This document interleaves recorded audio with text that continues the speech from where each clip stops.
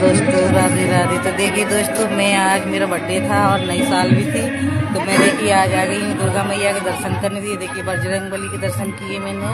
अब मैं ये आगे चली, देखो दुर्गा मैया के दर्शन करने। माता जी का आशीर्वाद लेना बहुत जरूरी था और नए साल की भी स्वागत मैंने दुर्गा माता के मंदिर आके किए दोस्तों। ये देखिए, पर मंदिर के अंदर नहीं जा सकते ना दोस्तों, कैमरा अलाउ नहीं है ना, मोबाइल वीडियो बनाना, इसलिए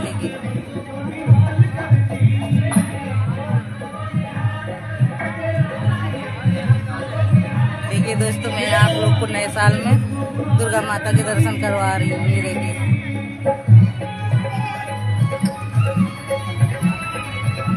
ये अंदर माता जी हैं, भीड़ बहुत है दोस्तों, तो आप माता जी को नहीं देख सकते हो बाहर से। मैं दर्शन करके बाहर निकल आई हूँ दोस्तों।